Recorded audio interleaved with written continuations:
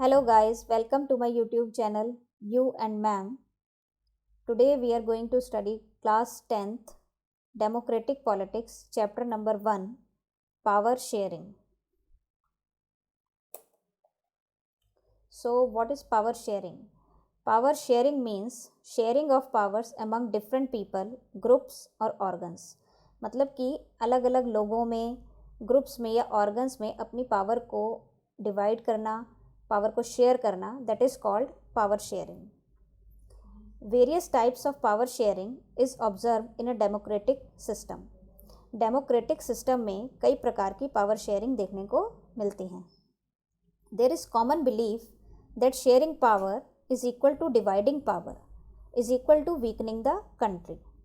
It was felt that if the power to decide is dispersed, it would not be possible to take quick decisions, which is absolutely wrong.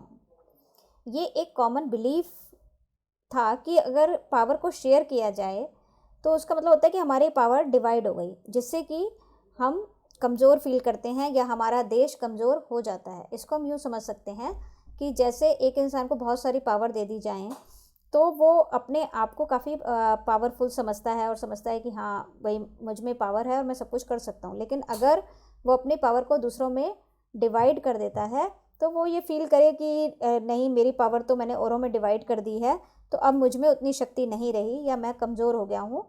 तो ऐसी ही पहले belief थी कि sharing power is equal to weakening the country. ऐसा समझा जाता था कि the power to decide is dispersed, it would not be possible to take quick decision which is wrong. कि अगर हम पावर को बांट देते हैं या मतलब एक से दूसरे लोगों में फैला देते हैं तो क्विक डिसीजन लेना पॉसिबल नहीं हो पाता.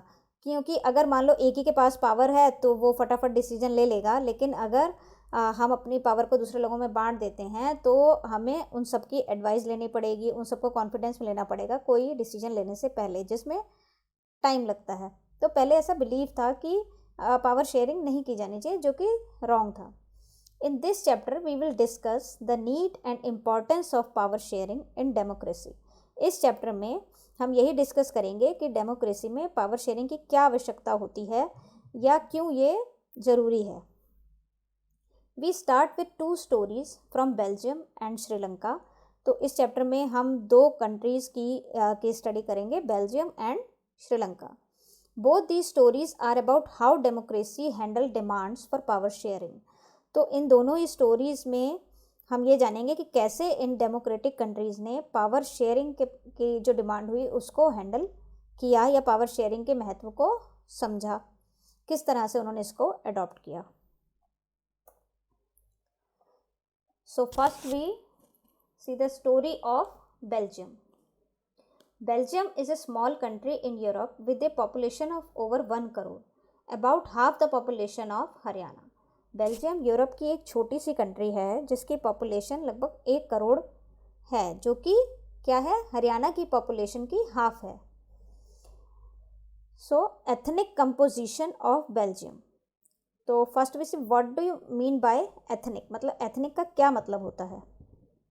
Ethnic means a group of people who share a similar culture, beliefs, values and behaviours, language, religion, ancestry और other characteristic that is often handed down from one generation to the next. Ethnic का मतलब ये होता है कि ऐसे लोगों का समूह जो कि सिमिलर कल्चर शेयर करते हैं, मतलब उनकी बैकग्राउंड या उनकी भाषा, उनका रिलीजन या उनके जो फोर फादर्स हैं वो एक ही चीज़ से बिलोंग करते हैं, तो उसको हम एथनिक ग्रुप कहते हैं.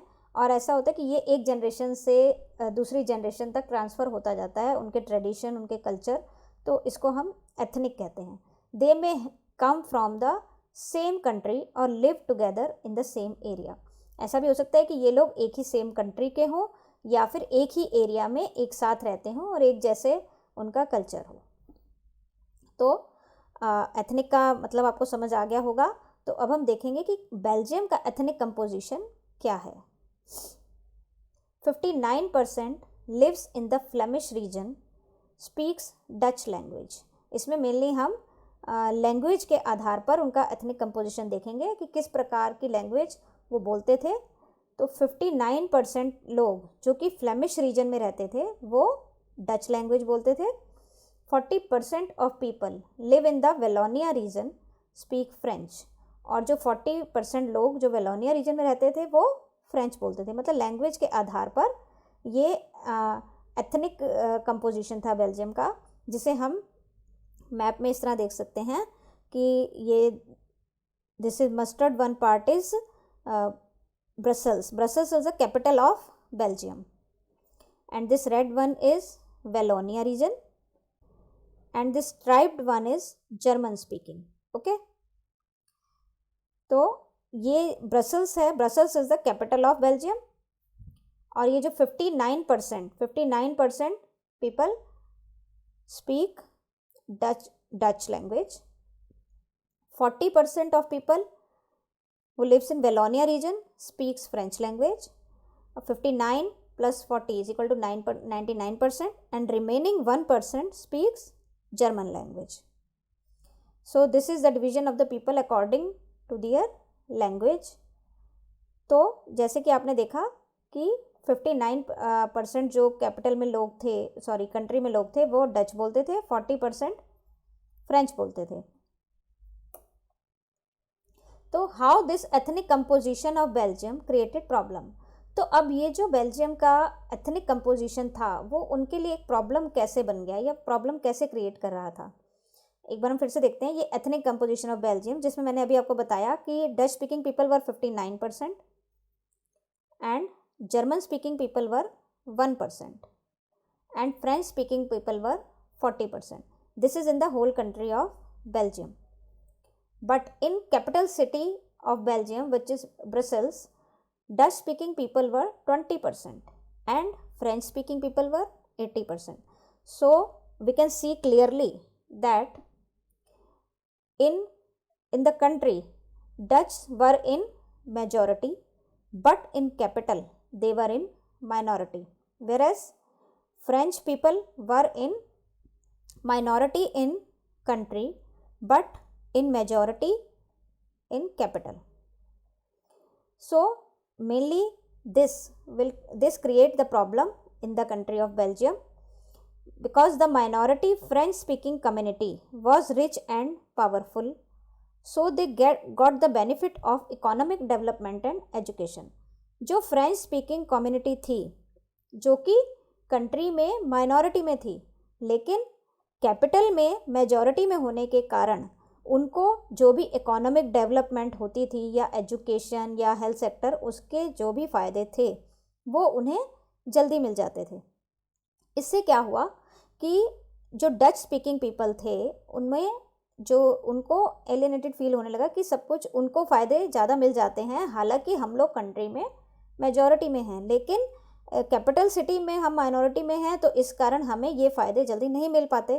तो इससे डच स्पीकिंग और फ्रेंच स्पीकिंग कम्युनिटीज़ के बीच में काफ़ी टेंशन हो गई।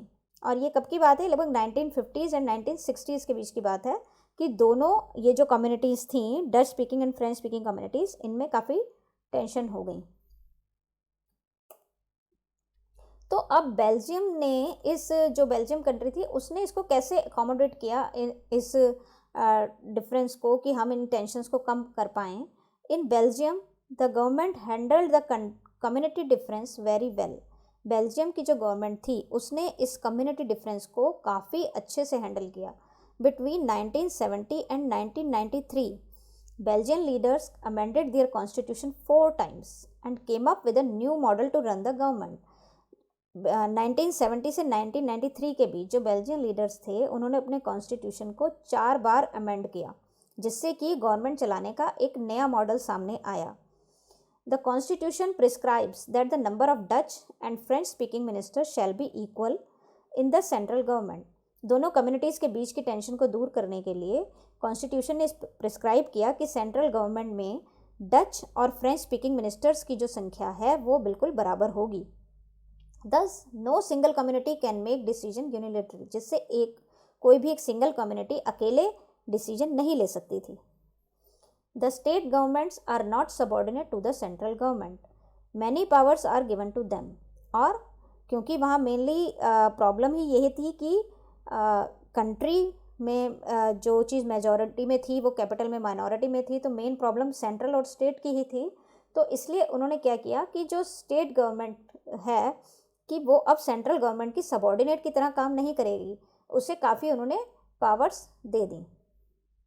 Brussels has a separate government in which both communities have equal representation. और जो कैपिटल सिटी ऑफ बेल्जियम थी ब्रसेल्स, उसमें एक सेपरेट गवर्नमेंट बनाई गई जिसमें दोनों ही कम्युनिटीज़ को इक्वली रिप्रेजेंट किया जाता था। Apart from the central and the state government there is a third kind of government. और सेंट्रल और स्टेट गवर्नमेंट के अलावा एक थर्ड काइंड की गवर्नमेंट भी वहाँ बनाई गई जिसे कहते हैं community government. It is elected by people belonging to one language community, Dutch, French and German speaking, no matter where they live. इसमें तीनों ही जो कम्युनिटी के लोग थे, Dutch, French and German speaking, वो कहीं भी रहते हो इससे कोई फ़र्क नहीं पड़ता था, तीनों की ही उसमें भागीदारी होती है कम्युनिटी गवर्नमेंट में। This government has the power regarding cultural, educational and language related issues. इस गवर्नमेंट का मेन काम क्या था कि कल्चरल, एजुकेशनल या लैंग्वेज रिलेटेड कोई भी इशू हो तो वो इस गवर्नमेंट के पावर्स के अंडर आते थे। The Belgium model was very complicated but it help to avoid civic strife between the two major communities. हालांकि ये बेल्जियम मॉडल काफ़ी कॉम्प्लिकेटेड था क्योंकि इसमें 3 प्रकार की गवर्नमेंट, सेंट्रल, स्टेट और कम्युनिटी थी, लेकिन फिर भी काफ़ी हद तक इस बेल्जियम मॉडल ने दोनों कम्युनिटीज़ के बीच जो भी डिफरेंसेस थे उनको कम करने में एक अहम भूमिका निभाई। तो अब हम देखेंगे श्रीलंका की स्टोरी।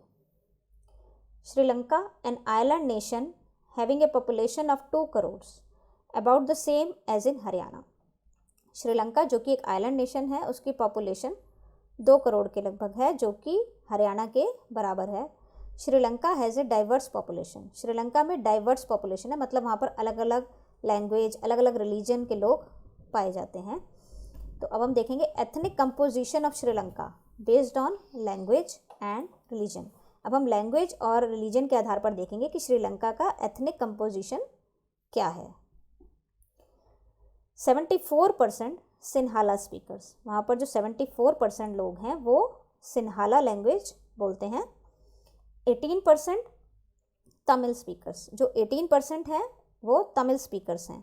ये तमिल स्पीकर्स में 2 कैटेगरी आती हैं, 13% श्रीलंकन तमिल एंड 8% इंडियन तमिल। तो ये तमिल को 2 भागों में क्यों बांटा गया कि 13% श्रीलंकन तमिल हैं, मतलब जिनके 4 फादर्स वहीं श्रीलंका से ही बिलोंग करते हैं, लेकिन जो 8% हैं उनको इंडियन तमिल कहा जाता है क्योंकि उनके जो 4 फादर्स हैं वो कॉलोनियल पीरियड में जब ब्रिटिशर्स श्रीलंका में प्लांटेशन किया करते थे तो उनको उसके लिए लेबर की ज़रूरत होती थी, तो तमिलनाडु सबसे पास पड़ने के कारण वो अक्सर वहीं से लोगों को श्रीलंका लाते थे लेबर के लिए, जिस कारण जो लोग वहाँ काम के लिए गए वो वहीं बस गए। तो इस तरह उनके जो पूर्वज हैं इन लोगों के वो इंडिया से बिलोंग करते हैं, इसलिए इनको इंडियन तमिल कहा गया। तो 13% श्रीलंकन तमिल और 8% इंडियन तमिल। इसको हम मैप में ऐसे देख सकते हैं कि देखिए Sinhalese is yellow one, this yellow portion is Sinhala speakers and this one is Sri Lankan Tamil and this dark brown is Indian Tamil which is 8%. Okay, तो अब हम रिलीजन के आधार पर देखते हैं। जो सिन्हाला स्पीकर्स वर बुद्धिस्ट, जो सिन्हाला लैंग्वेज बोलते थे वो बुद्धिज़्म को फॉलो करते थे। Tamil speakers were Hindus and Muslims and 7% who speaks both Tamil and Sinhala were Christians. So this is the ethnic composition of Sri Lanka, which is based on language and religion. So how this ethnic composition of Sri Lanka created problems? तो श्रीलंका का ये ethnic composition कैसे problem create कर रहा था, अब हम ये देखेंगे। As we can see, Sinhala speakers were in majority in Sri Lanka, whereas Tamil speakers were in minority. Okay. So in Sri Lanka, the Sinhala community enjoyed the bigger majority and imposed its will on the entire country. तो जो Sinhala speakers थे वो majority में थे श्रीलंका में, इसलिए वो अपनी मर्जी मतलब कि अपनी विल पूरी कंट्री पर चलाते थे, मतलब उन्हीं की मर्जी पूरी कंट्री पर चलती थी, जैसा वो कहते थे वैसा ही होता था। सिन्हालीस को ही उन्होंने क्या कहते हैं ऑफिशियल लैंग्वेज बनाया, और जो भी वो क्योंकि वो मेजॉरिटी में थे तो हर जगह उन्हीं का राज चलता था। As a result Tamil community felt alienated. तो जिसका रिजल्ट क्या निकला कि जो तमिल कम्युनिटी थी वो एलियनेटेड फील करने लगी। एलियनेटेड मीन्स अपने आप को अलग थलग फील करने लगी, इन्फीरियर फील करने लगी कि हमारे तरफ कोई ध्यान नहीं देता, चाहे हमारी कंट्री में हमारी प्रॉब्लम्स को नहीं सुना जाता, जिससे वो लोग अपने आप को एलियनेटेड फील करते थे, अपने आप को अलग थलग फील करते थे।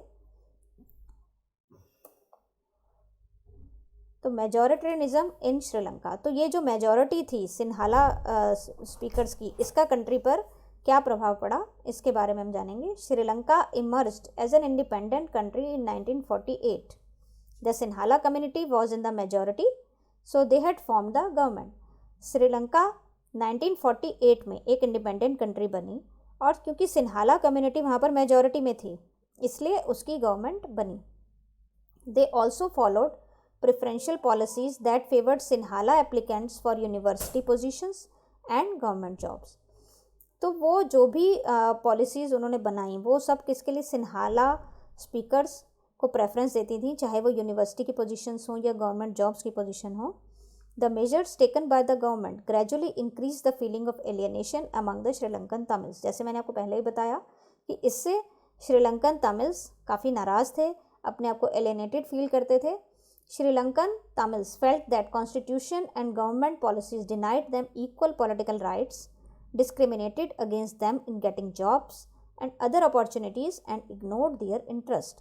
तो जो तमिल स्पीकर्स थे उनको ऐसा लगता था कि हमारे देश के संविधान में या हमारी गवर्नमेंट पॉलिसीज़ में हमें कोई इक्वल पॉलिटिकल राइट्स नहीं दिए जाते, हमारे साथ डिस्क्रिमिनेशन किया जाता है, चाहे वो जॉब मिलने में हो या और कोई अवसर हो, उसमें हमारी जो भलाई है उसको हमेशा इग्नोर कर दिया जाता है। Due to this the relationship between the Sinhala and Tamil communities become poor. इसकी वजह से सिन्हाला और तमिल कम्युनिटीज़ के बीच के जो रिलेशन थे वो बहुत ख़राब हो गए। Sri Lankan Tamils launched parties and struggles for the recognition of Tamil as an official language for regional autonomy and equality of opportunity in securing education and jobs. जो श्रीलंकन तमिल्स थे उन्होंने तरह तरह के आंदोलन शुरू कर दिए, जगह जगह मार्च निकालने लगे, जिससे कि तमिल जो उनकी लैंग्वेज थी उसको ऑफिशियल लैंग्वेज के रूप में रिकॉग्निशन मिले, और for regional autonomy and equality of opportunity, उनको हर तरीके से हर क्षेत्र में उनको बराबर का अधिकार मिले, उनको बराबर के अवसर दिए जाएं, चाहे वो एजुकेशन हो या जॉब्स हो। But their demand was repeatedly denied by the government. लेकिन गवर्नमेंट बार बार उनकी इन डिमांड्स को इग्नोर कर रही थी, उनकी कोई बात नहीं मान रही थी। The distrust between the two communities turn into wide spread conflict and turn into a civil war. और इस तरह दोनों जो कम्युनिटीज़ के बीच में जो असंतोष फैल गया था उसने एक कॉन्फ्लिक्ट का रूप ले लिया और ये एक सिविल वॉर में बदल गया। So what is civil war? Civil war means a violent conflict between opposing groups within a country that becomes so intense that it appears like a war।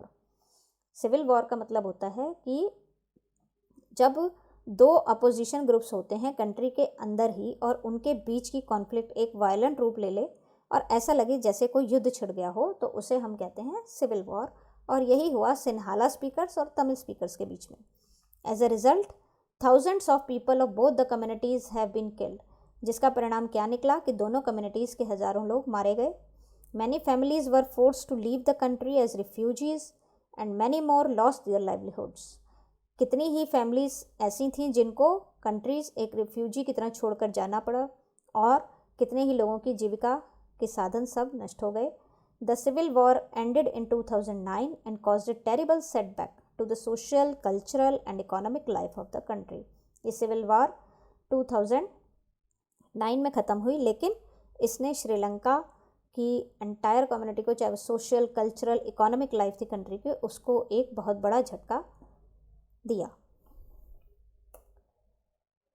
So what have you learn from the stories of Belgium and Sri Lanka? अब आपने दोनों stories देखी, Belgium की भी श्रीलंका की भी, कि उनके कैसे एथनिक कंपोजिशन थे और उनकी लाइफ पर क्या प्रभाव पड़ा और उन्होंने उसको कैसे हैंडल किया। तो both countries are democracies but they deal differently with the concept of power sharing. दोनों ही कंट्री डेमोक्रेटिक कंट्री थी, लेकिन उन्होंने पावर शेयरिंग के कॉन्सेप्ट को डिफरेंटली डील किया। In Belgium the leaders have realised that the unity of the country is possible only by respecting the feelings and interest of different communities and region। जो Belgium के leaders थे उन्होंने ये realise किया कि country में एकता तभी संभव है जब सबकी फीलिंग्स और सबके हितों का ध्यान रखा जाए। This resulted in mutually acceptable arrangements for sharing power. और इसी का परिणाम ये निकला कि उन्होंने आपस में एक दूसरे का मत लेकर पावर शेयरिंग की ऐसी अरेंजमेंट की कि सभी कम्युनिटीज़ उससे संतुष्ट हों, जो कि आपने बेल्जियम मॉडल में पढ़ा। Sri Lanka shows that if a majority community wants to force it dominance over others and refuses to share power, it can undermine the unity of the country. जबकि श्रीलंका के एग्जाम्पल्स हमें देखने को मिलता है कि जब भी एक कम्युनिटी जो मेजॉरिटी में होती है वो अपनी ही मर्जी चलाना चाहती है या जो भी वह चाहते हैं वैसे ही कंट्री में होता है, तो इससे क्या होता है कि दूसरी कम्युनिटी जो है वो एलिनेटेड फील करती है। उसके हितों का अगर वो लोग ध्यान नहीं रखते तो इससे कहीं ना कहीं कंट्री की एकता प्रभावित होती है, जो सीधे तौर पर उसकी डेवलपमेंट को प्रभावित करती है।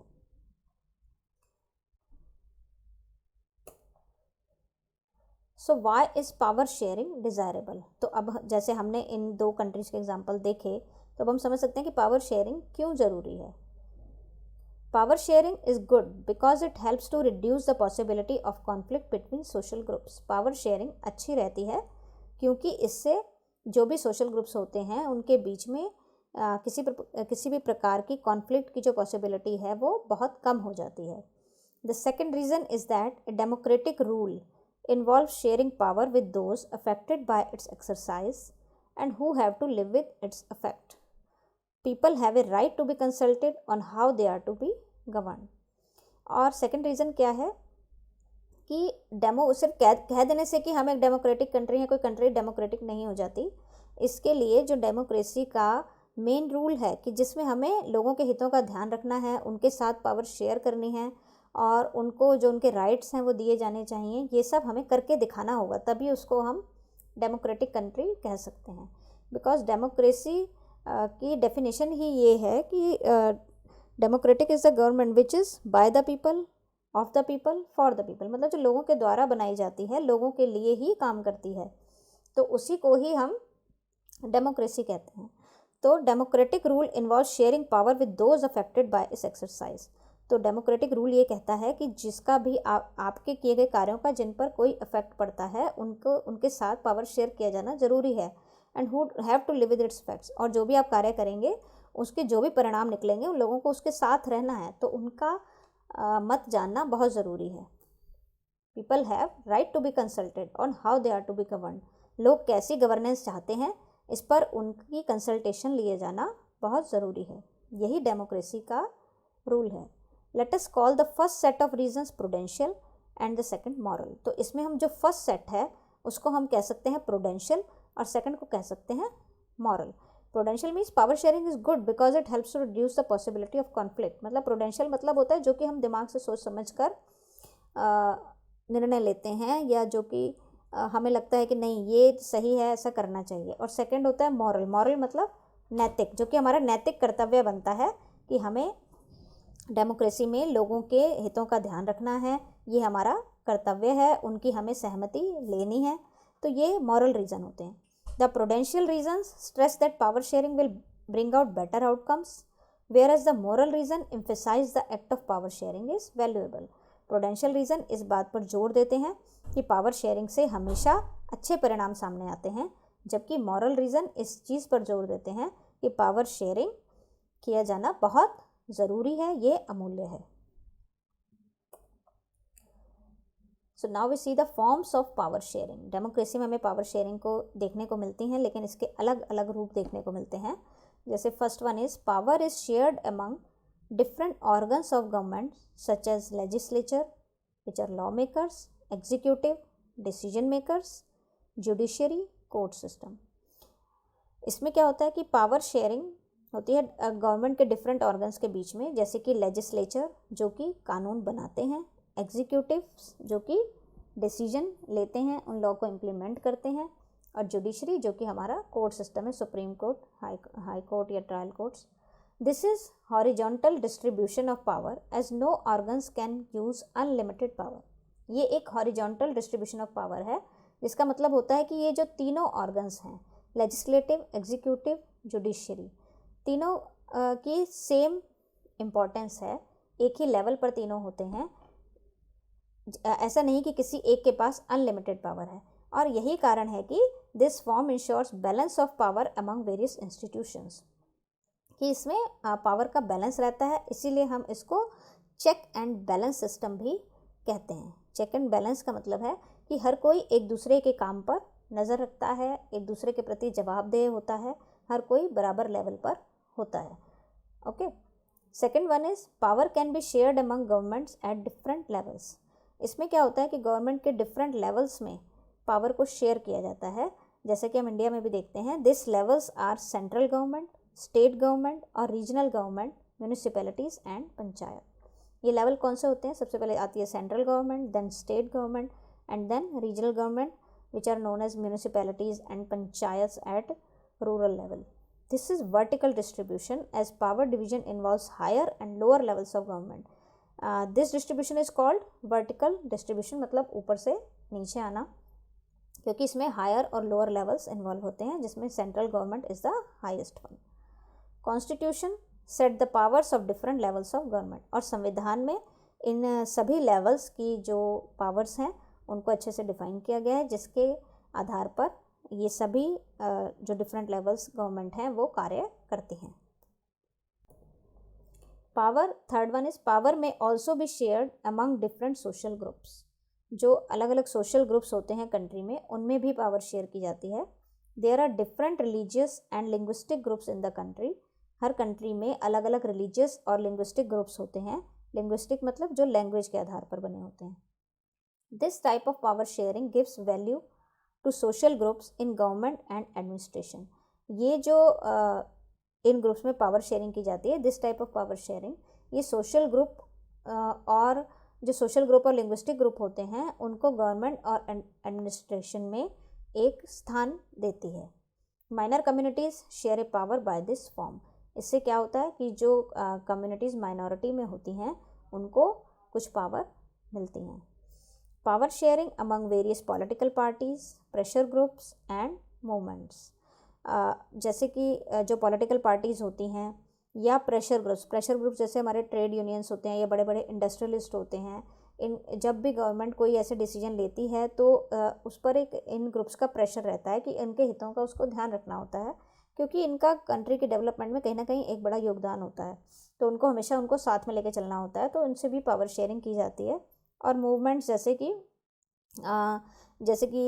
अब इस टाइम किसान आंदोलन चल रहा है या कोई और ग्रुप होता है, वो कोई आंदोलन करते हैं या मूवमेंट्स करते हैं जिससे कि गवर्नमेंट पे प्रेशर बनता है और उसको कुछ ऐसे डिसीजन लेने पड़ते हैं जो उनके हित में हो, जिससे कि कंट्री स्मूथली रन करे.